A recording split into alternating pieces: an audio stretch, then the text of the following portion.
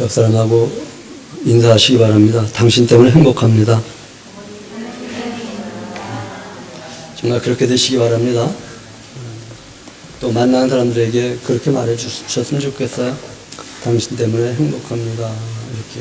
그리고 당신에게 평안이 있기를 원합니다. 이렇게. 당신에게 여호와 하나님이 복 주시기를 원합니다. 이렇게. 옆에 사람하고 다시 한번 그렇게 말해 보시기 바랍니다. 여호와 하나님이 당신에게 복 주시기 원합니다. 마이크 소리 잘 들리나요? 마이크 소리 잘 들리나요? 좀 약해졌단 때보다.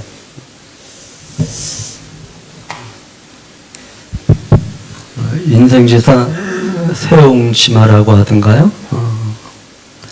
길, 흉, 화, 복을 예측할 수 없는 것이 우리의 인생이다.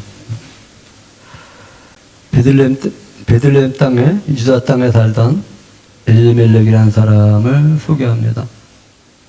넉넉하게 살만 했던 사람 같고요. 그럼에도 불구하고 땅에 가뭄이 오자 모압으로 피난을 갑니다. 다른 말로 말하면 아마 잠시 이민 간 거 아닌가 이렇게 보여집니다. 조심스럽지만 이렇게 표현해 볼 수 있습니다. 처세에 능했던 사람, 환경에 잘 적응할 줄 알았던 사람. 다윈의 어록이든가요? 강한 것이 살아남는 것이 아니라 환경에 빨리 적응하는 것이 살아남는다고.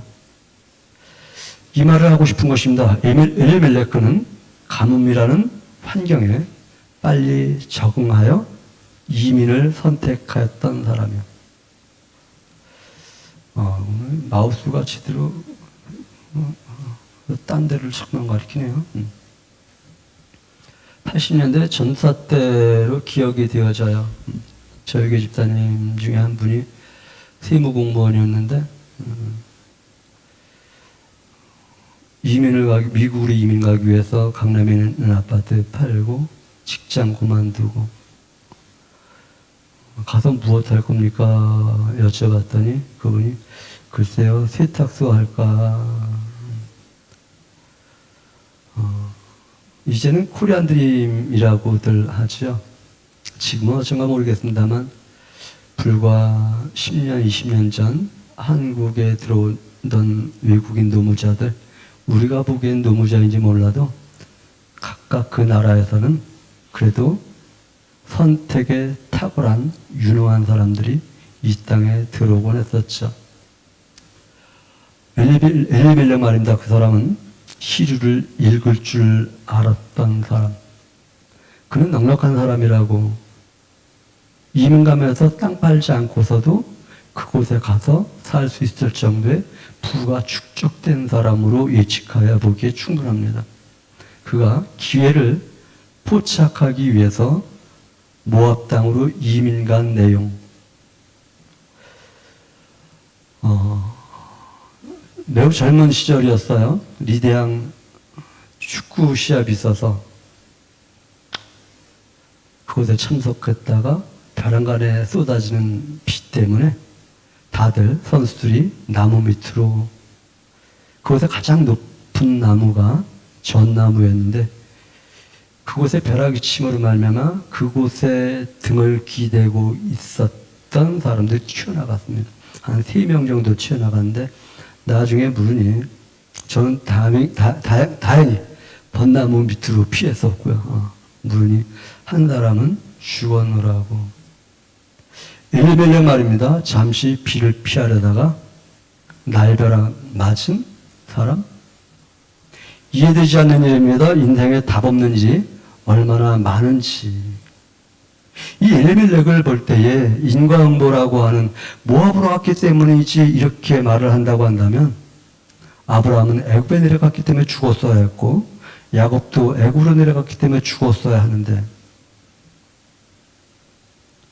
엘리멜렉이 죽은 것은 인과응보로 해석하는 것이 아니라 하나님이 그를 통하여 어떤 일을 하시기 원하시는 것일까? 인간의 답은 없지만 하나님은 그 가운데서 위대한 당신의 일을 이루어 가시는 하나님이시다. 태풍에 거목도 흔들립니다. 바람에 가지가 흔들립니다. 이것이 인생입니다. 우리가 코로나 때문에 지금 마스크를 다 쓰고 있습니다. 이것이 인생입니다. 힘들고 어려운데 악소리 나지 않는 사람 아무도 없습니다. 다 힘들고 어려울 때 악소리 납니다. 가지 흔들릴 수 있습니다. 그러나 중심만은 흔들리지 말아야지. 중심이 흔들리지 않았던 사람을 성경은 소개하고 있습니다. 뛰어난 능력남이었던 것 같습니다. 처세의 달인이었던 것 같습니다. 그 남편을 따라 모압 지방에 갔는데 그 아버지 DNA가 그 아들들에게도 있었지 않았을까요? 남편이 죽고 그 아들마저도 죽는 이 남편과 아들을 잃은 나오미의 입장을 한번 여러분 조금이라도 살펴보시기 바랍니다. 오죽했으면 그는 그렇게 말을 합니다. 나를 나오미, 기쁨, 희락이라고 하지 말고 마라라고 하라, 쓴물이라고 하라. 그 내면에서는 쓴물이 나올 정도로. 그런데 그 상황에서도 나오미는 인생을 포기하는 것이 아니라 이를 수습하기 위한 과정을 보여주고 수습한 결과물을 룻기 1장부터 4장에서 보여주고 있습니다. 그리스도인은 예측하지 못한 상황 속에서 과정을 이기며 수습해가는 사람들이지 예측하지 못한 일에 좌절하거나 낙심하거나 원망하는 사람들이 아니다. 우리 주 예수 그리스도는 해결자이고 사태를 수습해 나가는 분이시지. 그리고 그분을 따르는 우리는 해결자이고 사태를 수습해 나가는 자이지 좌절하거나 낭망하는 사람들이 아니다.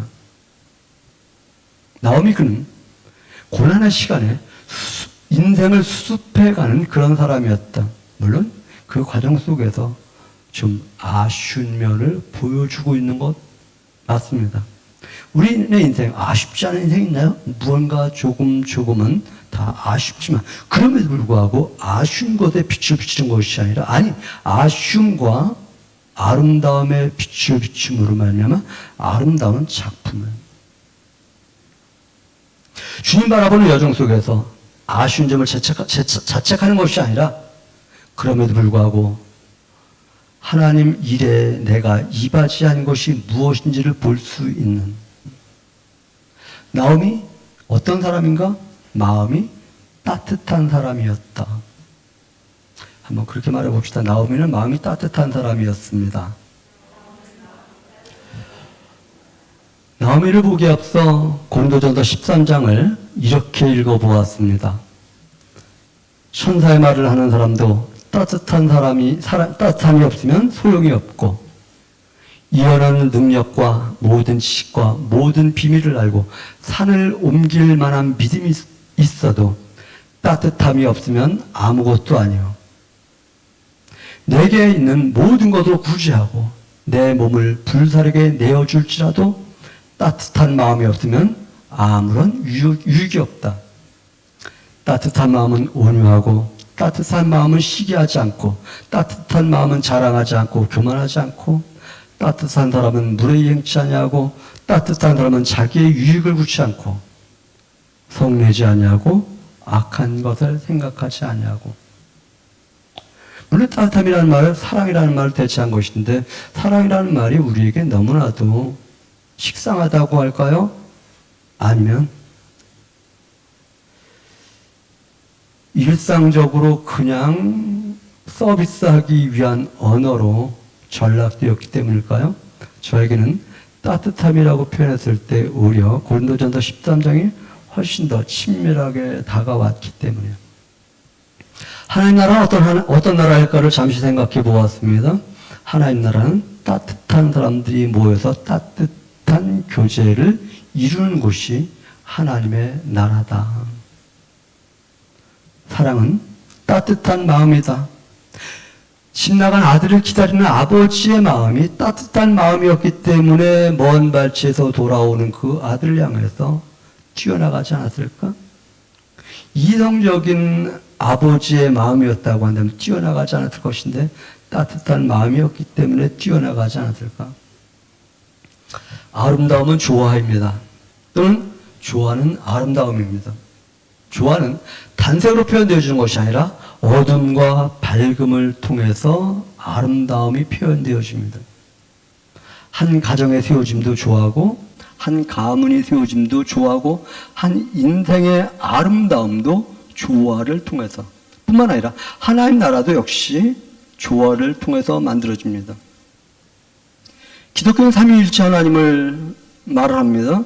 삼위일체 하나님이 온전한 조화를 이룰 때에 이 분을 우리가 섬기는 하나님이라고. 그 하나님을 닮은 사람들일수록 닮은 지수만큼 조화를 잘 이룰 수 있는 사람들이라고. 하나님과만의 조화가 아니라 사람과 사람과의 조화도 잘 이루는 사람이라고. 그것이 바로 기독교라고. 룻기는 기독교가 어떻게 시작되었는가를 보여주는 성경이라고 표현하기에 손색이 없습니다. 룻기는 기독교의 분수령이라고 할 수도 있습니다. 그 기독교의 근간이 된 예수님의 계보는 이러하니라를 살펴보시기 바랍니다. 마태복음 1장 5절부터 6절 상반절 별지에 기록해 놓았는데 같이 한번 읽어보기 원합니다. 마태복음 1장 5절부터 6절 상반절 시작.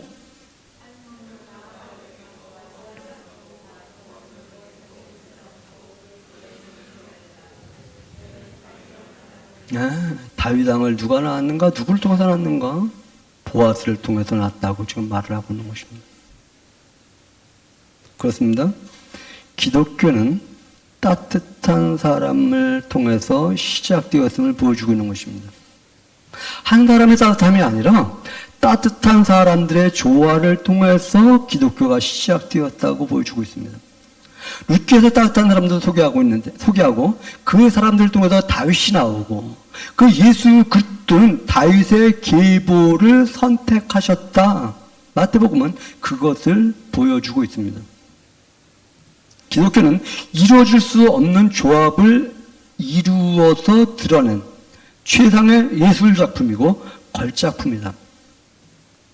기독교도 불가능이 가능해진 최상의 예술품들이다. 그렇다면 옆 사람을 보고 그렇게 말할 수 있죠. 하나님을 닮은 것만큼이겠습니다만 당신은 하나님을 닮은 최상의 걸작품입니다. 이렇게요. 한번 그렇게 말해 주시기 바랍니다. 당신은 하나님을 닮은 최상의 걸작품입니다. 이것은 아무나 이룰 수 없는 것이고 따뜻한 사람들을 통해서 따뜻한 사람들이기에 이루어낼 수 있는 것입니다. 따뜻한 사람들의 모습을 조금 더 펼쳐보시기 바랍니다. 어렵고 힘들 때에 따뜻한 사람들은 어떻게 반응했는가? 손익계산이 있을 때 따뜻한 사람들은 어떻게 반응했는가? 나오는 말입니다. 역경과 고난 속에서도 며느리를 딸로 불러줍니다. 여러분, 앞으로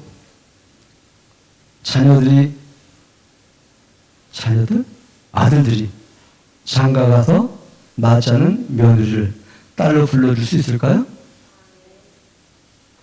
그러면 여러분의 딸들이 시집가서 딸로 불려지기를 원하십니까? 별로 느낌이 없는 것 같은데 나오미는 며느리에게 딸아, 내 딸아 이렇게 불러줘요. 그래서 그렇게 말합니다. 여호와께서 선대해 주기를 바라는 마음을 품고 여호와께서 너희 길을 편안하게 열어주기를 원하는 마음을 가지고 며느리들이 살아가는 삶의 현장 속에서 너희가 너희 백성과 너희 땅에서 편안히 살기를 원하노라고. 며느리를 딸로 불러줄 뿐만 아니라 며느리들의 삶의 기반을 열어주기 위한 모습을 룻기에서 보여주고 있습니다. 한번 옆 사람들에게 그렇게 말해주시기 바랍니다. 여호와로부터 복받기 원합니다.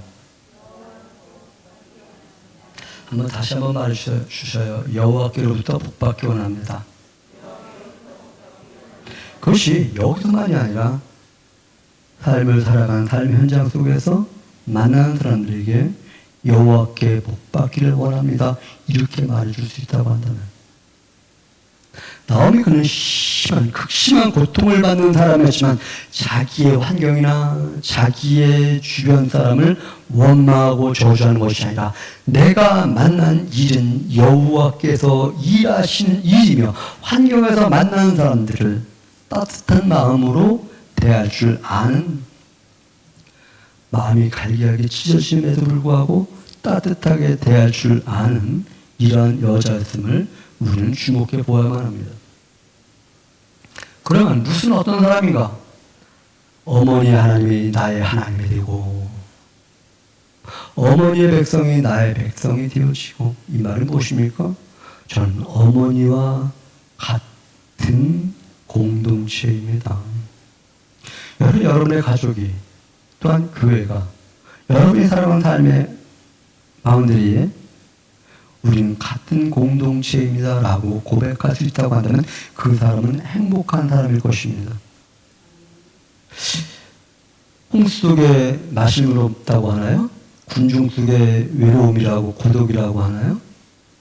한 울타리 같지만 늘 나 혼자 있는 것이 아니라 울타리 안에 우리는 하나입니다. 교회 안에서도 너는 너고 나는 나가 아니라 너와 나는 한 공동체입니다. 이렇게 고백되어질 때 이 사람의 삶이 행복하고 윤택하지 않을까? 이 여자는 무슨 끝까지 자기 시어머니를 따랐던 사람이고 자기가 시작한 고백을, 신앙의 고백을 포기하지 않은 사람이고 부지런히 성실하게 일한 여자고 이쁜 말 할 줄 아는 여자였고, 그래서 후대에 이렇게 말합니다. 7 아들보다 귀한 며느리다. 이러한 지침을 듣기도 합니다.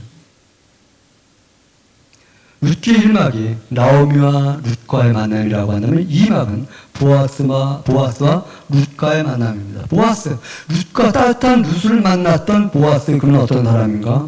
일하는 사람들을 만났을 때 여호와께서 너희와 함께 하시기를 원한다, 이렇게 말해줍니다. 옆 사람에게 그렇게 말해주시기 바랍니다. 여호와 하나님이 당신과 함께 하시기를 바랍니다.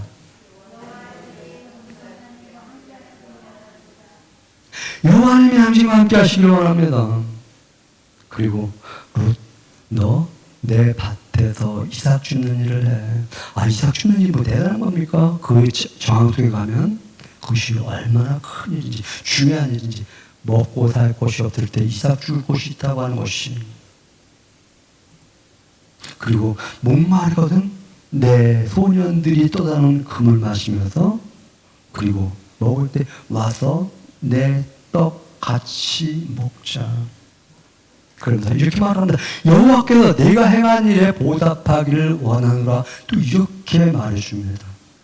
한번 옆 사람에게 그렇게 말해주시기 바랍니다. 당신이 행한 일에 하나님이 보상해 주시기 원합니다. 무언가 힘쓰고했었고 그 행한 일의 보상이 올 때에 오는 사람의 희열이 있죠. 풍요로움과 풍족함이 있죠.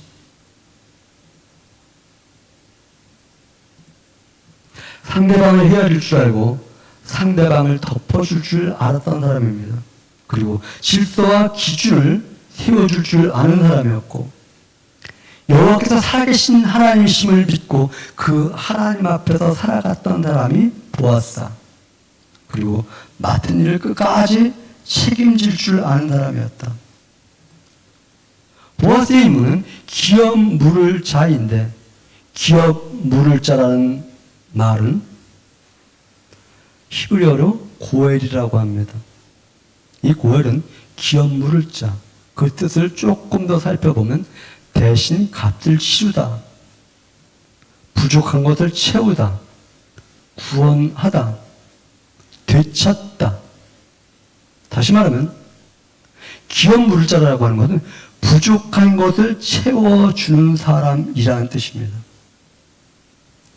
예수 그리스도는 기업 물자인 보아스의 원형입니다. 보아스는 예수 그리스도의 모형입니다. 보아스를 보면서 예수 그리스도의 역할은 부족한 것을 채워주시는 하나님이시다. 우리의 빛을 갚아주시는 하나님이고 우리의 낮은 곳을 채워주시는 하나님이시고 우리의 죄의 깊은 고를 채워주셔서 평탄케 하시는 하나님이시고 우리의 부족한 것을 채워주심으로 말미암아 너는 너의 가치가 있다고 말씀하시는 하나님.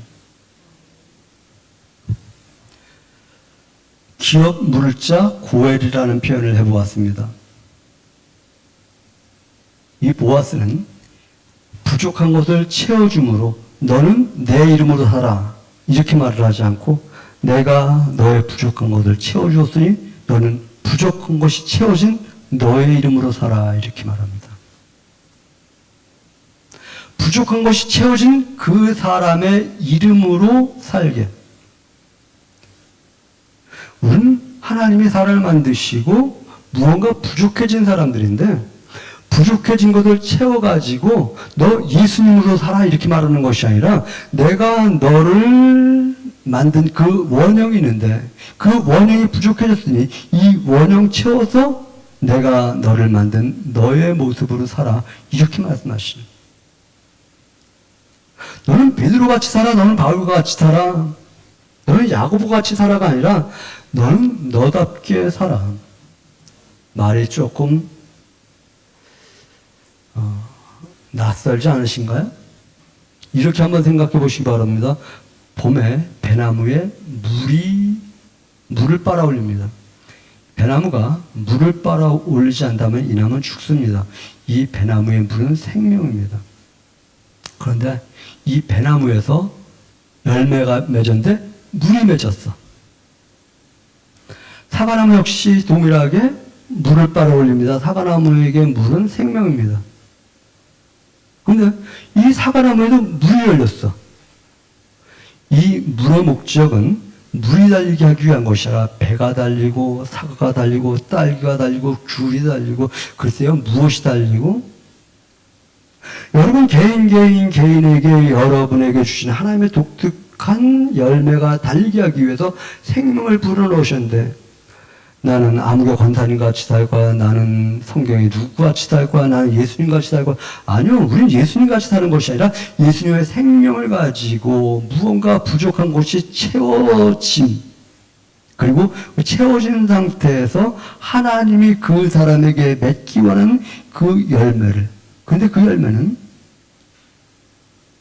쓴 열매, 악한 열매가 아니라 좋은 열매, 선한 열매, 아름다운 열매를. 물이 살게 하는 것은 배를, 사과를 달리게 하기 위함이지 물 달리게 하기 위함이 아닌 듯이 하나님이 우리의 부족한 것을 채우신 것은 하나님 같이 말이 매우 조심스러워요.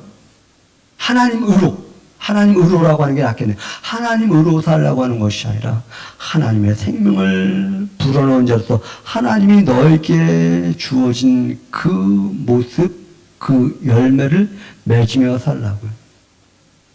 예수님이 여러분을 찾아오신 것은 부족한 여러분의 부족한 것을 채우시고 체험받은 여러분의 모습으로 살게 하기 위하심을 기억하는 그러한 성도들 되시기 바랍니다. 여러분을 통한 여러분의 독특한 열매를 맺게 하기 위함임을 기억하시기 바랍니다.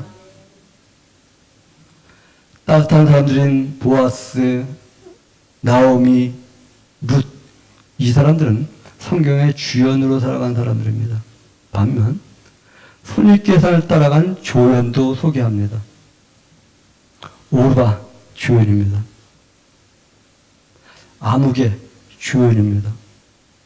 그들은 처음에는 바른 기준으로 살아가려고 했지만 중간에 포기한 사람들. 왜? 손익계산해 보니까 답이 안 나와. 오르바는 모함 열매이기 때문에 당시에 이름을 기록해도 큰 문제가 없었던 것 같아요. 그런데 아무개라고 소개한 사람은 당시에 나름 알려진 사람이기 때문에 명예롭지 않은 이름이기 때문에 아무개라고 표현하지 않았을까? 이것은 저의 지레짐작입니다. 오르바나 아무개는 이성적인 사람입니다. 아무개는 기업물을 자입니다. 기업물 첫 번째 대상입니다. 그를 아무개라고 기록합니다. 그는 내가 그 기업 물게, 그 기업 물은 자는 이런 의미를 행해야 돼 하니까 손익계산을 해보니까 내 재산이 전리 갈 것 같아. 그러니까 아니 나 이거 포기할 테니까 당신이 기업 물으십시오. 당신이 고혈하십시오. 당신이 부족한 거 채워주십시오. 이렇게 말합니다. 이 아무개가 기업을 물었다고 한다면, 부족한 것을 채워줬다고 한다면, 손익계산에 바른 사람이 기업을 물렀다고 한다면 예수님의 족보는 어떻게 됐을까? 매우 이성적이고 합리적이고 매우 손익계산에 바른 사람을 통해서 대가 이어지지 않았을까? 어찌 보면 엘리멜렉을 그렇게 하신 것은 손익계산이 빨랐기 때문에 그의 모습이 아니라 다음 모습으로 보아스, 룻, 나오미, 이 사람들 따뜻한 사람이라고 말씀드렸습니다. 이 사람들에게 장로들이 축복을 합니다. 내 집에 들어가는 여인으로 이스라엘 집에 세운 레아와 라헬 같기를 원하고, 보아스에게는 에브랏 베들레헴에서 유력한 자가 되기를 바라고, 젊은 여자를 통해서 네게 상속자가 되어 주기를 원하노라고 말하고, 다윗이 유다에게서 낳아준 베레스의 집 같기를 원한다고 4장 11절 12절에서 그렇게 축복을 합니다. 우리는 이런 복을 빌어줄 수 있으면 좋겠습니다. 내 집이 번성하길 원하노라고, 내 집이 유력한 자의 집이 되기를 원하노라고, 내 집에 들어오는 여자를 통해서 믿음의 가문이 세워지기를 원하노라고. 한번 옆 사람에게 그렇게 말해 주시기 바랍니다. 내 집이 번성하기 원합니다. 내 집이 유력한 자가 되기 원합니다. 내 집에 들어오는 여자를 통해서 믿음의 가문이 세워지기 원합니다.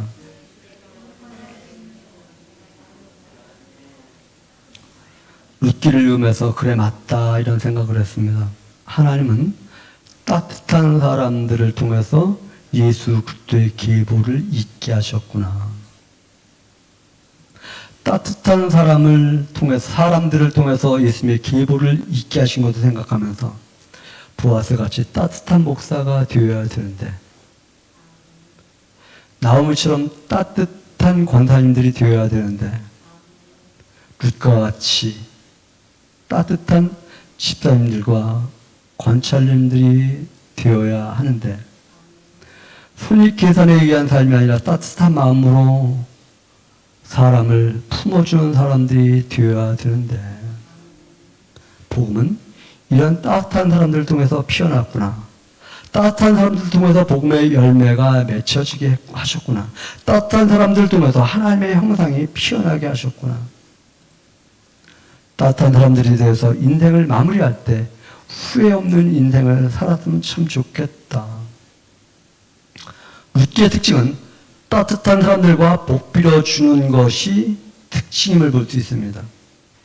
따뜻하고 복 빌어주는 사람들에게 예수 그리스도가 찾아오셔서 하나님 나라가 임하게 하시는 하나님이시고, 이 하나님의 나라를 이웃에게 나눠주는 것. 내 이웃을 내 몸과 같이 사랑하라고 하셨나요? 너에게 임하는 하나님 나라가 이웃에게도 임하기를 바라게 하는 것. 나오미가 며느리에게, 나오미가 보아스에게, 보아스가 일꾼들에게, 장로들이 보아스에게 복을 빌어주었던 것처럼 따뜻한 마음으로 복을 빌어주고 따뜻한 조화를 이루어 아름다운 구원을 이루어가는 그러한 교회가 되시기를 간절히 소망합니다. 기도합니다. 고맙습니다. 예수님의 계보는 따뜻한 사람들에 의해서 있게 되었습니다. 예수님의 부족한 것이 채워지는 것은 따뜻한 사람들 통해서 또한 이어지게 되어집니다. 오늘 주님께서 저희에게 명령하신 것 같이 저희는 따뜻한 마음으로 주님의 마음이 이웃에게 전달되게 하는 그 사명을 감당할 수 있도록 은혜를 도와주시옵소서. 감사드리며 예수님의 이름으로 기도드렸습니다. 아멘.